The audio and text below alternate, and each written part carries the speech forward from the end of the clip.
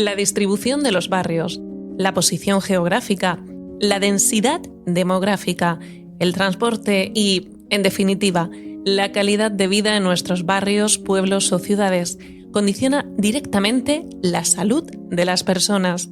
Desde hace 2 décadas existe una ciencia específica que estudia la ciudad y la salud como la salud urbana. Así que la pregunta que hoy nos hacemos es: ¿puede mejorar nuestra salud si cambiamos la ciudad? Yo soy Raquel Aullón y estás escuchando El Abrigo, un podcast de Giveyer Home Experience. Bienvenidos a El Abrigo, hoy con Manuel Franco Tejero.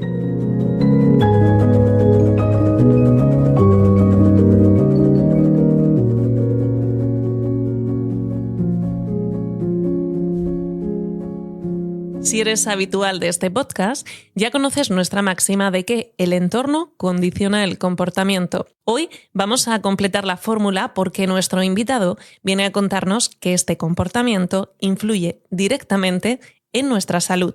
Por eso hoy no tenemos con nosotros a un arquitecto, sino a un médico. Manuel Franco se licenció en Medicina y Cirugía en una de las universidades más prestigiosas del mundo, la Universidad Humboldt de Berlín, y es profesor titular de Epidemiología y Salud Pública en la Facultad de Medicina de la Universidad de Alcalá de Henares en Madrid.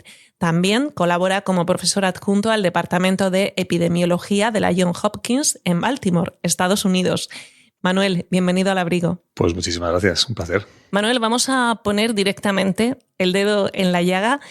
¿Qué tiene que ver el diseño de los barrios, pueblos o ciudades en los que vivimos con las enfermedades que sufrimos? Pues mira, Raquel, tiene que ver mucho porque lo que sabemos ya desde hace décadas en el mundo de la salud pública y la epidemiología es que el contexto social y el contexto físico en el que nosotros crecemos y nos desarrollamos tiene mucho que ver con nuestra salud y con nuestro riesgo de enfermedad. Hay estudios ya clásicos que dicen que entre el 70 y el 80% del riesgo de una enfermedad viene de lo que te rodea tanto por cómo nos comportamos socialmente, qué lugar ocupamos socialmente en nuestra sociedad y por, digamos, unas cuestiones físicas, medioambientales de qué es lo que nos rodea, la comida que comemos, el agua que comemos, el aire que respiramos, o ahora mismo cosas tan pragmáticas como son la crisis climática, que tiene que ver con, por un lado, también con la contaminación a la que estamos expuestos y expuestas, pero también a las altas temperaturas, bajas temperaturas, inundaciones, lluvias, tormentas, huracanes, etcétera, ¿no? que estamos viendo cada vez más. Por tanto, cómo influyen nuestros barrios, nuestras ciudades, nuestros diseños arquitectónicos o nuestra planificación urbana es no solo clave, sino que cada vez sabemos más sobre cómo influye sobre nuestra enfermedad y, por lo tanto, yo creo que lo interesante es que traslademos todo ese conocimiento a cómo podemos hacer barrios, ciudades, planificación urbana que realmente proteja nuestra salud. Con lo que nos estás contando y teniendo en cuenta factores arquitectónicos y de diseño, en una misma ciudad ¿puede existir una diferencia entre la esperanza de vida de sus ciudadanos dependiendo de en qué barrio vivan? Sí, claro. Y mucho. Esto es una pregunta fundamental. Vamos, esto es un hecho que nosotros poco a poco sabemos medir cada vez más, ¿no? Esto lo hemos medido en ciudades como Londres, como Baltimore, que es la ciudad en la que yo me formé como epidemiólogo y como persona que se dedica a la salud pública, pero también en ciudades como Barcelona o Madrid, ¿no? La diferencia, para que os hagáis una idea, la diferencia entre los que nacen en un barrio u otro en ciudades como Madrid o Barcelona pueden ser entre 6 y 7 años. Pero en Londres pueden ser 10 años. O en Baltimore, que es una ciudad muy chiquitita, para que os hagáis una idea, es una ciudad de 600.000 habitantes. El gran área metropolitana de Baltimore no llega ni a 1 millón de habitantes. La diferencia entre los que viven en un barrio de nivel socioeconómico bajo, muy bajo, que allí los hay, y los que viven en barrios maravillosos, repito, dentro de una ciudad de 600.000 habitantes, puede llegar a ser de más de 15 años. De esperanza de vida, ¿no? La esperanza de vida es muchísimo, ¿no? Si 5 o 6 años ya es mucho, imaginaos 10, 15 años. Claro, por el azar, ¿no? De donde uno nace o de donde una persona nace, pensar que vas a vivir más o menos años y cómo los vas a vivir, esto es algo que nos debe hacer pensar efectivamente cómo nos estamos organizando como sociedad y cómo organizamos nuestras ciudades. Manuel, a modo de esquema, ¿cuáles son las grandes variables que generan estas desigualdades dentro de una ciudad? Bueno, aquí entramos en un concepto que es el de la epidemiología social, que es realmente lo que estudiamos son cuáles son los determinantes sociales que influyen sobre nuestra salud o sobre nuestro riesgo de enfermedad. Ahí tenemos que entender claramente qué trabajos tenemos, cuál es la vivienda a la que accedemos, cuál es la contaminación que nos rodea, cuál es la disponibilidad de por ejemplo, parques, instalaciones deportivas, pero también cuestiones estructurales, ¿no? De nuestras sociedades, de qué nivel educativo tienes, qué recursos tienes materiales, cuánto dinero ganas o cuánto dinero tienes, porque hoy en día ya no es solo el dinero que uno gana, sino realmente el dinero que uno tiene porque tiene herencias, porque tiene una vivienda en propiedad, porque la ha heredado, porque tiene muchas acciones en un banco o porque tienes otros recursos que no son únicamente tus ingresos. Todas esas variables, que repito, les llamamos determinantes sociales de la salud, tienen mucho que ver con la desigualdad, ¿no? Luego hay cuestiones que tienen que ver también, cuando hablamos de la desigualdad en salud, tienen que ver, por ejemplo, con la desigualdad de género o la desigualdad de raza que se habla o se estudia y estudiamos en países como Estados Unidos, pero que en Europa no hablamos tanto de raza, sino hablamos también de país de origen, ¿no? O de situación migratoria. O sea, ¿cómo puede ser que unos ciudadanos, porque vengan de otro país, tengan más o menos salud, ¿no? Entonces, esto, repito, es lo que estudiamos en epidemiología o en epidemiología social, son los determinantes sociales y pasan por esas cuestiones estructurales que son cómo nos organizamos en la sociedad, en términos de nivel económico, de nivel educativo, pero también de dónde acabamos viviendo y cómo podemos localizarnos en una ciudad, ¿no? Y también a modo de esquema, porque lo vamos a desgranar a continuación, ¿cuáles son las enfermedades que se ven más beneficiadas o perjudicadas por un determinado diseño de ciudad? Bueno, esto es una otra pregunta clave, Raquel, y te agradezco que me hagas preguntas tan difíciles o tan complejas, pero bueno, tan importantes.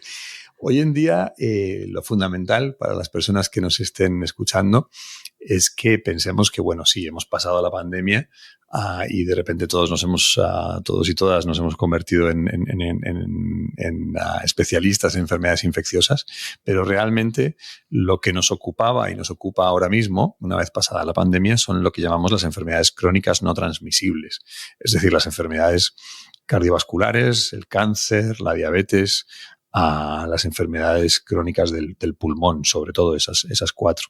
Y son enfermedades hasta cierto punto silenciosas, ¿no? Son enfermedades cuyos factores de riesgo vamos arrastrando toda nuestra vida y cuando tenemos 50, 60, 70 se van bueno, excepto algunos tipos de cánceres, normalmente se muestran o aparecen al final en las últimas etapas de nuestra vida, ¿no? Entonces, esas enfermedades crónicas son también muy desiguales. Unas personas, todos tenemos las mismas enfermedades, pero unas las desarrollan con 40 o 50, ahí tienen un infarto a los 60 o a los 70, un ictus, y otros no lo tienen hasta los 90 o hasta los 100. Pero realmente son las mismas enfermedades las que tenemos, ¿no? Entonces, cuando pensamos en la salud urbana, cuando pensamos en las ciudades y la salud, normalmente lo que hacemos es pensar en qué factores del entorno urbano se relacionan con estas enfermedades crónicas. Y bueno, de hecho fue el Consejo Europeo de Investigación me financió un proyecto y fue el primer proyecto europeo específico de salud urbana que desarrollamos en la ciudad de Madrid, en todos los distritos de Madrid, entendiendo precisamente eso, ¿no? ¿Qué factores del entorno físico y social tenían que ver con estas enfermedades crónicas no transmisibles, específicamente las cardiovasculares. Pues vamos a ir, Manuel, si te parece, analizando estos factores poco a poco. Y a mí me gustaría comenzar por uno que nos resulta fundamental y del que además hemos hablado en varias ocasiones en este podcast, hablando de arquitectura precisamente, que es el del sedentarismo. ¿Cómo nos afecta el diseño, la arquitectura de una ciudad en cuanto a ese sedentarismo o a la cantidad de ejercicio que hacemos? Otra pregunta del millón. Cuando hablamos de sedentarismo es importante que distingamos entre la actividad física que hacemos a diario, que la gran mayoría de la actividad física que hacemos a diario es cómo nos desplazamos. Uh-huh. Cómo has llegado tú al estudio de grabación, Raquel, cómo esta tarde o mañana irás a hacer la compra, a pasear, a encontrarte con amigos, con amigas, a hacer tu vida diaria. Entonces, cómo nos desplazamos es parte fundamental de la actividad física. Y luego hay actividad física que llamamos actividad física del tiempo libre, que es aquellas personas, que no todas, que tienen tiempo y dinero para hacer deporte. Entonces hay que distinguir entre esas dos patas. La planificación urbana y la actividad física son claves y tienen que ver, pasan por esos dos caminos. Uno y fundamental es el transporte público, cómo hacemos ciudades que nos inviten a poder caminar o coger el transporte público o coger el transporte privado, coger nuestro coche, y digo o dos veces porque hay un gradiente, de lo que llamamos nosotros un gradiente del nivel de actividad física, porque no es lo mismo andar o ir en bicicleta a tu trabajo, y no es lo mismo que coger el transporte público, y no es lo mismo que coger tu coche privado, ¿no? Yo como me dedico a estas cosas y me fascinan, yo lo he comprobado, ¿no? Si yo vivo en Madrid y me traslado en el centro de Madrid y me traslado a Alcalá de Henares, si yo fuera caminando tardaría 3-4 horas, es imposible. Por lo tanto, si cojo el transporte público, tengo que hacer 2 transbordos. Cuando hay muchas obras, tengo que caminar todavía más. Solo por el hecho de ir en metro y bus a la universidad, yo hacía entre 4.000 y 5.000 pasos. ¿Hay un ejercicio? Que es más de la mitad del requerimiento máximo de actividad física para estar muy sano. O sea, si cualquier persona que nos escuche, si hace todos los días 10.000 pasos, que piense que está haciendo algo muy bueno por su salud. Solo por el hecho de llegar al trabajo en transporte público ya puede llegar a la mitad de ese nivel de actividad física. Y luego las ciudades pueden y deben. Y el colmo sería, claro, yo ahora me he mudado a la ciudad de Bilbao, tengo la suerte de vivir a las afueras y trabajar a las afueras, y yo ahora vengo en bicicleta. Ahora tardo 25 minutos en ir por lo que aquí llaman un bidegorri, fantástico, y venir en bici. Como ya tengo una edad, voy en una bicicleta eléctrica. Si fuera en una bicicleta de verdad, estaría realmente hecho un mulo, ¿no? Este gradiente de actividad física es clave, porque esto es lo que hacemos día a día. O sea, esto lo haces sin pensarlo, ¿no? Luego tienes tu capacidad o no económica y sobre todo de tiempo, bueno, el tiempo también es economía, de dedicarle tu parte de la tarde o de todo el fin de semana a hacer deporte, ¿no? Y con temas de deporte, claro, esto es fundamental. Una manera muy rápida y muy agradable, interesante y económica de hacer deporte es irte a un parque y pasear, o a ir a un parque y hacer cierto tipo de actividades, o irte a un parque y correr. Esto es clave, y esto además es parte de la salud de las ciudades, ¿no? Entonces deberíamos entender, y esto lo hemos estudiado nosotros también en Madrid y en otras muchas ciudades, y cada vez hay más interés científico sobre este tema, cómo podemos hacer parques que atraigan a nuestros niños, a nuestros adolescentes, a nuestros adultos jóvenes, ¿no? La franja entre los 20 y los 40, a nuestros adultos y sobre todo a nuestros adultos mayores, para pasar tiempo en el parque. Pasar tiempo en el parque y haciendo algo que tenga que ver con la actividad física. Y digo algo porque cuando hablamos de todo el espectro de edad, ¿no? Las franjas etarias de la sociedad, tenemos que construir parques, y aquí los arquitectos y las arquitectas y las diseñadoras urbanas tenéis que tener esa visión. Un parque es una fuente de salud, y un parque tiene que ser un lugar en el que, repito, los niños, los adolescentes, los mayores tengan algo que hacer y tengan una sombra, tengan una fuente, pero además tengan un buen camino para poder pasear o para correr, o tengan un lugar para que los niños jueguen y hagan y no paren, ¿no? Entonces, eso es clave hoy en día. Y la utilización del parque, repito, vuelvo a lo que he contado al principio, ¿no? De los determinantes sociales, no es lo mismo si eres mujer que si eres hombre. No es lo mismo si eres joven que si eres mayor, no es lo mismo si vives en un barrio de nivel socioeconómico alto donde está súper cuidado y tienes seguridad, o tienes un parque que da un miedo del copón, que está mal iluminado y que está lleno de basura. Entonces, eso es lo que nosotros hemos estudiado y vemos que hay mucha diferencia entre la utilización de parques por nivel socioeconómico del parque, del barrio, y mucha diferencia de género también, y que lo que realmente pide la población es que se hagan, no solo que se mejore, se limpie, se ilumine el parque, sino que además se hagan actividades o se promuevan ciertas actividades que hagan que todos estemos a gusto y todos podamos pasar la tarde, y digo la tarde que no el fin de semana, porque lo importante es hacer actividad física en el día a día, ¿no? Entonces eso, la gente que os dedicáis a la arquitectura y a la planificación urbana, pongo mucho el énfasis, ¿no?, en que lo tengáis muy claro. Claro, al final, Manuel, como nos estás contando, son muchas pequeñas acciones que están involucradas en nuestro día a día de una forma completamente habitual, de una forma muy cotidiana y a las que a veces no damos importancia, como el hecho, bien resaltas, de que tengamos ese parque cerca, pero no cualquier tipo de parque, un parque que sea accesible, que esté efectivamente cuidado y bien habilitado. Podemos pensar también quizás en el diseño de los barrios a la hora de ir a hacer la compra, ¿no? Algo tan sencillo como eso. Y hace unos años íbamos todos a hacer la compra a pie al supermercado del barrio. Hoy en día muchísima gente coge el coche para ir a hacer la compra. Nos trasladamos a los grandes centros comerciales que suelen estar las afueras. Hay una relación, como nos estás contando, muy directa, absolutamente con cómo están concebidos y cuidados los barrios desde todos los puntos de vista con nuestra salud. Y algo muy interesante también de lo que tú hablas es cómo el diseño de los barrios también está relacionado con cuánto alcohol y cuánto tabaco consumimos. ¿Cómo es esto, Manuel? Sí, esto fue muy interesante, ¿no? De lo que hemos desarrollado en la investigación. Fíjate, el tema de cómo nos alimentamos o de cómo hacemos actividad física, digamos, es un tema en las ciudades, en los barrios y en la planificación urbana, y cómo afecta en la salud es algo que ya era más o menos estudiado desde hacía décadas. Pero ¿qué aspectos del contexto urbano tienen que ver en la promoción del tabaquismo o del consumo de alcohol? Era algo bastante nuevo y bastante novedoso, aunque ya hay muchos grupos de investigación trabajando sobre estos temas.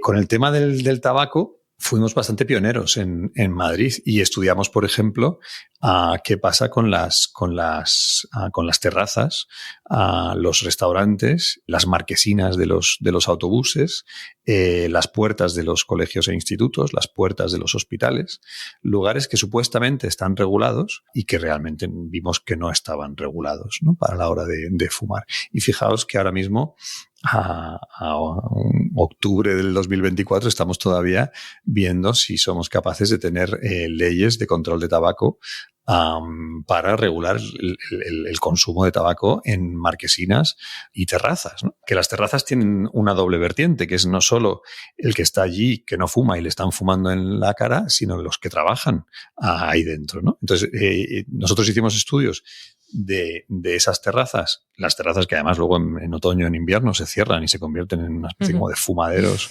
cerrados. Hicimos las mediciones de niveles de nicotina y de otros contaminantes que lleva el tabaco y vimos que había niveles de nicotina como cuando teníamos la ley, o sea, como cuando fumábamos todos dentro de los restaurantes o de los bares, ¿no? O sea, algo que dices, madre mía, el que ha hecho la ley hace la trampa, y tenemos esa situación.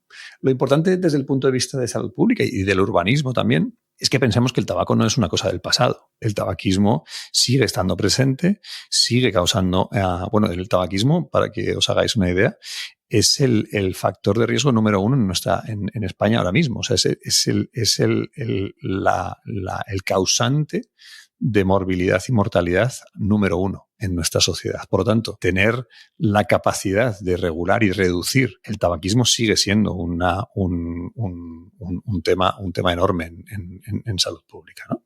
Hay un tema también fundamental, Manuel, en la salud, aunque muchas veces parece que no lo tenemos en cuenta, que es la socialización. ¿Cómo influye el diseño en esto y cuáles crees que serían los modelos más adecuados para favorecer esta socialización? Es decir, para que las personas sigamos tratando con personas. Bueno, esto, fíjate, aquí este es un tema que nosotros hemos estudiado desde el punto de vista de la epidemiología social y las redes sociales, y redes sociales como se hablaba antiguamente, ¿no? Antes de que existieran las otras. De que llegaran las redes.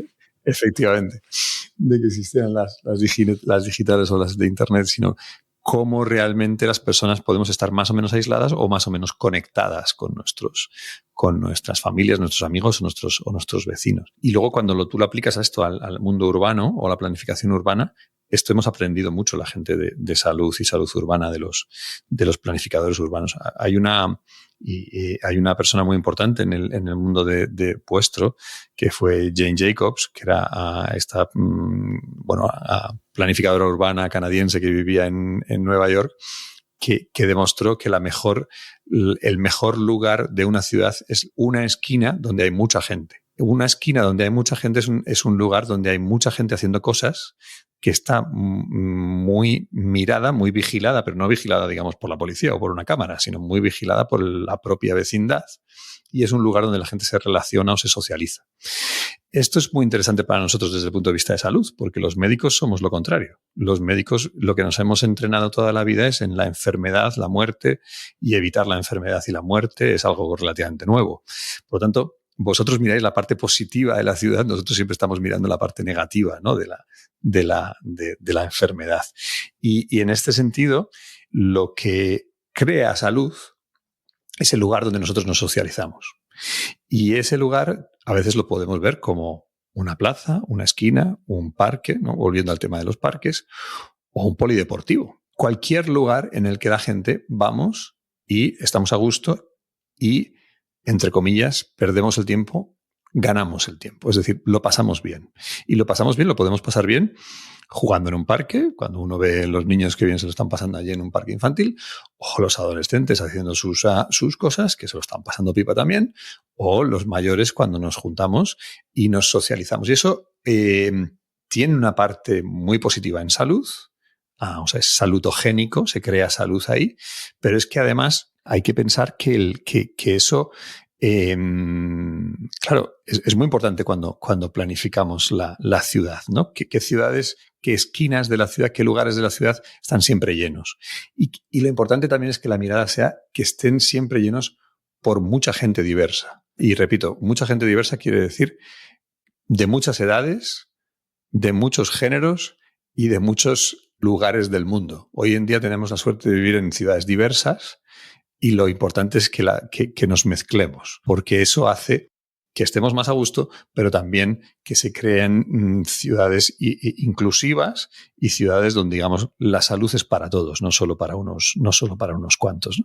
Eso cuando desarrollamos grandes áreas nuevas, pues todos conocemos esa especie como de desiertos urbanísticos, ¿no? Se crean una nueva urbanización o 7 urbanizaciones nuevas y creamos sitios donde no hay sombras, no hay ningún espacio público donde estemos todos juntos, no hay ni bares ni terrazas, no hay parques, no hay bibliotecas. Por lo tanto, estamos todos, cada uno, metidos en nuestras casas o metidos en el centro de la urbanización, que luego tampoco nadie baja ni a la piscina ni al parque, ¿no? Entonces, estamos creando lugares que son antisalud, porque en el fondo son lugares donde estamos evitando la socialización. Y eso es un error, ¿no? Ahí siempre vuelvo a esta idea de Jane Jacobs, que la mejor ciudad es la que nos hace mezclarnos a todos en una esquina, ¿no? Entonces, ese concepto de esquina, pues mira, yo ahora lo veo aquí en Bilbao, que me acabo de mudar aquí, y claro, uno cuando llega a una ciudad nueva vas dándote cuenta, ¿no? de cosas que cuando lleve yo aquí 3 años o 4 años ya no me daré cuenta. Pero aquí hay lugares de socialización enormes, porque cuando ellos salen y se mueven y van a hacer su pinchopote, ocupan todo el espacio público. Pero todo el espacio público me refiero Sí, que las terrazas están en la calle, claro. Claro, porque además no se sientan, están de pie, venga a moverse por un lado para otro. Pero, por ejemplo, los polideportivos son lugares de socialización, no son solo un lugar donde se hace deporte. En los polideportivos, al menos los que yo he conocido, incluyen bibliotecas, salas de estudio, cafeterías, varias cafeterías. Entonces la gente va a echar la tarde. Vas a la piscina, o vas a correr, o tu hijo va a hacer, yo qué sé, karate, judo o hockey. Pero tú en el fondo lo que se estás echando la tarde. Y el niño o niña se acostumbra a que a veces incluso va en bicicleta, pero allí va a estudiar, se va a duchar y va a pasar un rato. Ese rato es fundamental porque se está socializando. Entonces, ahí hay una mezcla entre el espacio público, el deporte y la socialización, que todo junto produce salud. Quiero, Manuel, echar la vista atrás hasta 2020, cuando irrumpió en escena el coronavirus, porque entonces muchos científicos, entre ellos tú, alzasteis la voz para pedir que se analizara cómo hemos diseñado las ciudades para hacer que, y cito literalmente, un virus campe por ella a sus anchas. ¿Se ha hecho? ¿Se ha analizado? ¿Qué hemos aprendido de la pandemia? De la pandemia, y fíjate, cuando me lo recuerdas, todavía me pongo serio, ¿no? Fue un momento muy duro por muchas razones, pero un momento muy difícil porque todo cambió. Cambió la manera en la que vivíamos, dábamos clase, nos juntábamos en las calles, las plazas, los bares, los restaurantes. Yo creo que aprendimos muchísimo. Yo no soy nada negativo. Creo que aprendimos a todo. Aprendimos a correr científicamente, aprendimos a colaborar, aprendimos a conformarnos con lo poco que teníamos, ¿no? Aprendimos a querer a nuestros vecinos y a nuestras familias. Aprendimos a cuidarnos desde el punto de vista de la salud pública. Aprendimos a vacunarnos. Creo que hemos aprendido muchísimas cosas. Lo que tenemos que hacer es no olvidarnos de cómo en un momento dado en el que todos teníamos que remar hacia el mismo lugar, muy pocos remaron hacia otro lugar. Y con respecto a las ciudades, pues mira, creo que una de las cosas que aprendimos es que disfrutar del aire libre fue fundamental. Teníamos que evitar los lugares cerrados y, bueno, yo todavía recuerdo cuando realmente, bueno, en mi caso lo pasé en Madrid, el primer día que pudimos salir todos al parque o a un lugar abierto y a correr, y aquello era una especie como de maratón masivo. De repente todo el mundo salía a correr. Entonces, la necesidad que tiene el ser humano de moverse, de tener actividad física, pero también de juntarse. Y de juntarse a nivel repito, de ganar el espacio público y ganar el espacio abierto, ¿no? Yo creo que eso lo disfrutamos mucho y espero que nadie se olvide de eso, porque vuelvo a lo mismo. Yo creo que defender nuestros parques, hacer parques, y cuando digo parques me vale el parque de la esquina, no solo el que está definido como parque, no hablo de grandes extensiones verdes maravillosas que existen a veces en las afueras de las ciudades y no va nadie, sino cualquier lugar verde con sombra y agradable que tengamos en nuestras esquinas. Defender esos espacios creo que es fundamental. Defender la capacidad de poder correr, de poder pasear, de poder estar al aire libre. Creo que eso vimos la importancia de eso. Y algo que hoy en día también, y perdona que me enrollo, Raquel, algo que se está hablando mucho en el urbanismo ahora mismo, que es el concepto de renaturalizar las ciudades, ¿no? En renaturalizar las ciudades no es otra cosa que, bueno, es complicado, es muy complejo, pero de manera simplista es dejar que la naturaleza vuelva a nuestras ciudades. Eso es lo que hicimos durante 3 o 4 meses porque no estábamos fuera. Y se llenó, los parques crecieron, entraron animales, volaban pájaros. Esto es algo que la pandemia nos lo puso delante y creo que a veces lo olvidamos, ¿no? Mira, hace poco he tenido una situación que me pareció divertidísima. Hay gente que de vuestro ámbito, ¿no? que defiende que los parques sean lo más naturales posibles. Es decir, que crezcan la maleza, la hierba, que haya insectos, que dejemos que los árboles crezcan, que no toquemos de manera maniquea y estemos todo el día retocando el jardín, ¿no? Sino que dejemos que la naturaleza, y eso vale para los ríos, para las veredas, para las playas y para los parques. Bueno, aquí hubo una huelga de jardineros y cuando yo llegué a Bilbao era maravilloso. O sea, los parques estaban... sí, los parques habían crecido, teníamos maleza de medio metro, 1 metro, y yo decía, bueno, a ver si es que esta gente están aplicando esto de la renaturalización de este barrio. Y resulta que no, que es que había huelga. Se acabó la huelga y lo han dejado todo como si fuera un césped y dices, qué error, ¿no? O sea, en el fondo, nadie estaba utilizando esas zonas verdes, pero esas zonas verdes que tenían ya muchas más flores, mucho más colorido, mucho más lo que llamamos biodiversidad. Bueno, la biodiversidad también pasa por las ciudades. El 80% de los europeos vivimos en ciudades. Por lo tanto, el espacio que le quitamos a la naturaleza es muy grande. Dejemos a la naturaleza que avance, ¿no? Lo conseguimos en Madrid, en el río, y ahora estamos iluminando el río, ¿no? Es que son cosas que no aprendemos. Más naturaleza, más espacios abiertos, más distancias que podamos recorrer a pie, menos coches, más transporte público. ¿Hasta qué punto, Manuel, crees que es fácil o imposible o posible cambiar a día de hoy nuestras ciudades y barrios? Y, por otro lado, ¿cuál crees que es el primer paso que los poderes políticos deberían dar? ¿Por dónde deberían empezar para que se pueda llevar a cabo? Hay muchos modelos de ciudades y hay ciudades que lo están haciendo muy bien, otras que no lo hacen y otros que lo están haciendo fatal.